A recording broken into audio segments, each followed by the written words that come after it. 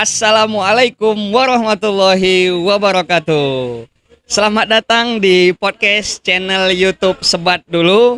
Jadi teman-teman, Sebat Dulu ini kita dirikan sebagai narasi objektif dalam memandang sesuatu di Indonesia melalui perspektif orang awam. Penasaran kan?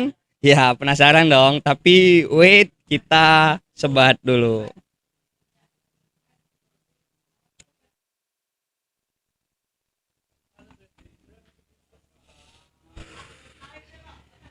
Oke, di podcast perdana ini gue mau bahas sosok yang sedang viral banget, kontroversial banget. Mungkin teman-teman juga udah tahu siapa. Namanya Habib Rizik Syihab. Ya, udah kenal ya Habib Rizik Syihab ini ya. Sebelumnya gue minta maaf kalau misalnya kita beda pandangan tentang Habib Rizik ini, karena pengetahuan gue tentang Habib Rizik hanya sebatas di media sosial, di portal berita dan di televisi.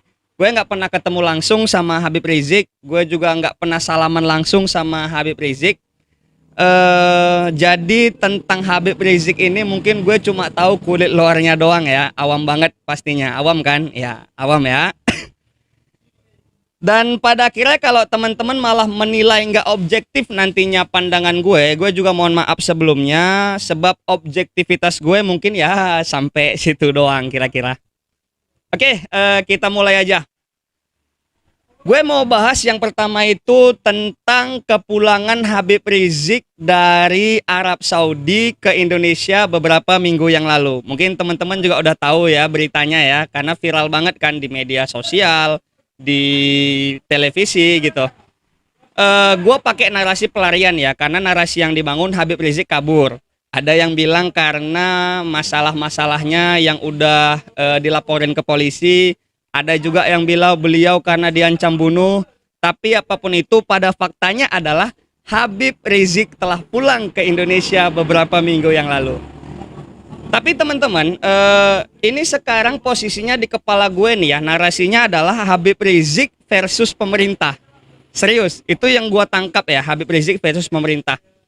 Berawal dari kicauan seorang menteri yang bilang Habib Rizik bukan orang suci. Habib Rizik pengikutnya nggak banyak gitu. Kalau dibilang Habib Rizik bukan orang suci ya gue cukup setuju ya, karena nggak ada dong manusia yang lepas dari dosa gitu ya. Tapi kalau Pak Menteri bilang Habib Rizik pengikutnya nggak banyak juga, kayaknya perlu dipertimbangin nih. Karena teman-teman juga lihat ya, waktu penjemputan Habib Rizik di Bandara Soekarno-Hatta itu kemacetannya sampai 7 kilometer men. Bahkan ada yang klaim sampai ratusan ribu orang, jutaan orang gitulah. Nah, tapi apapun itu gue masih mencoba objektif ya. Tapi gue bertanya dalam hati gue gini, kalau misalnya Habib Rizik ini orang yang gak bener, tapi kenapa pengikutnya begitu banyak banget men? Dan mereka berani tampil di publik gitu. Heran juga gue kan gitu. Nah, kalau dibilang pengikutnya ini yang jemput Habib Rizik itu anggota FPI semua, gue juga gak yakin. Karena kayaknya gak mungkin anggota FPI sebanyak itu menurut gue ya. Kemudian kalau misalnya dibilang yang jemput itu dikasih amplop gitu. Kayaknya kalau misalnya satu orang dikasih amplop 50.000 aja, mau berapa miliar men yang digelontorin untuk orang sebanyak itu gitu, hanya untuk menjemput satu tokoh. Kayaknya nggak mungkin juga ya gitu. Tapi apapun itu, pertanyaan gue tetap kenapa pengikut Habib Rizik banyak banget gitu. Itu pertanyaan terbesar gue sejauh ini. Oke, yang kedua gue mau menyoal isi ceramah Habib Rizik Syihab ya.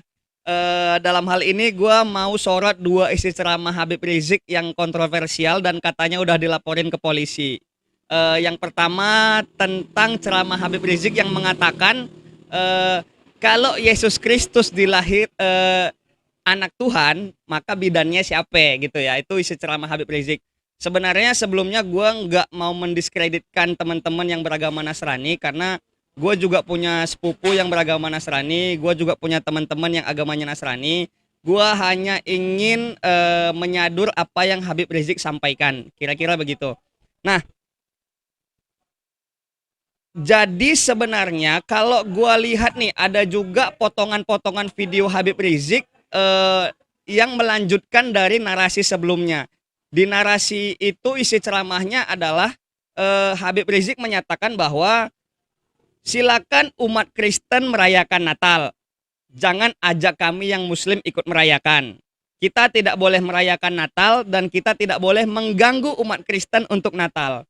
Nggak boleh kita teror mereka, nggak boleh kita tangkap mereka. Begitulah kira-kira. Jadi dari dua potongan video ini ya, ini opini gue pribadi, gue ngerasa bahwa sebenarnya Habib Rizik ini bukan ada niat untuk menghina gitu. Karena kalau misalnya Habib Rizik menghina, nggak mungkin dong beliau bilang, silakan umat Nasrani merayakan Natal, kita tidak boleh ganggu mereka, kita tidak boleh tangkap mereka, kita tidak boleh teror mereka gitu. Karena kalau misalnya Habib Rizik niatnya menghina kan nggak mungkin tuh di akhir kalimat dia sampaikan itu kira-kira. Nah, jadi menurut gua nih Habib Rizik hanya mencoba meluruskan akidah umat Islam tentang siapa itu Yesus Kristus dari sudut pandang orang Islam. Kira-kira begitu. Karena lagi pula ceramah itu disampaikan di jemaah Muslim. Nah, kira-kira seperti itu. Itu pandangan pribadi gue. Kalau misalnya teman-teman nggak setuju, mungkin teman-teman bisa berkomentar nanti di bawah, tapi tentunya dengan kalimat yang sopan ya. Semoga dari komentar teman-teman, kalau misalnya pandangan gue salah, ya teman-teman bisa ngelurusin nih pandangan gue itu. Kira-kira begitu. Selanjutnya nih, ada isi ceramah Habib Rizik lagi yang menyoal Pancasila Soekarno. Jadi di situ Habib Rizik menyatakan bahwa Pancasila Soekarno meletakkan sila ketuhanan di pantat. Nah, gitu ya kira-kira narasi dari Habib Rizik Syihab. Kemudian kalau gue nggak salah isi ceramah ini dilaporkan oleh Bu Sukmawati selaku putri dari Presiden pertama Republik Indonesia Bapak Soekarno. Kira-kira sudah dilaporin dan gue nggak tahu juga kelanjutan kasusnya gimana sampai saat ini gitu. Tapi kalau yang gua baca nih ya, sempat gua baca dikit bahwasanya berita ini Habib Rizik bilang judul judul tesis beliau ya ketika kuliah S2 di University of Malaya. Jadi di sini tesis Habib Rizik itu judulnya pengaruh Pancasila terhadap penerapan syariat Islam di Indonesia.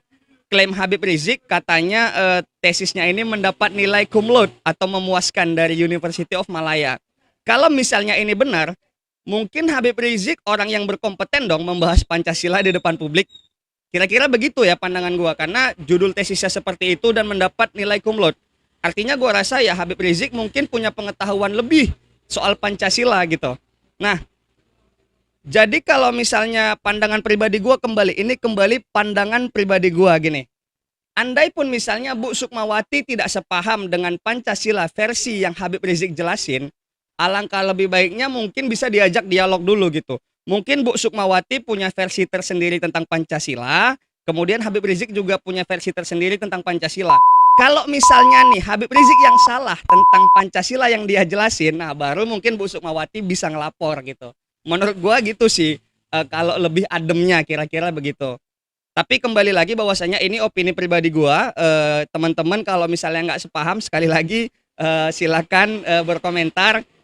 Buat pandangan gua lurus tentang hal ini. Semoga dengan teman-teman berkomentar bisa memberi ilmu baru buat gua gitu kira-kira. Ya, terakhir yang gua mau bahas adalah tentang tokoh-tokoh yang pro dengan Habib Rizik Syihab dan yang kontra dengan Habib Rizik Syihab. Gua mau bahas dari tokoh yang pro dulu gitu. Dari non muslim ya, karena posisinya gua lihat bahwa Habib Rizik ini kan basicnya adalah ulama ya. Apapun itu, kalau misalnya teman-teman nggak setuju tentang Habib Rizik Syihab yang gua bilang ulama ya bebas lah gitu.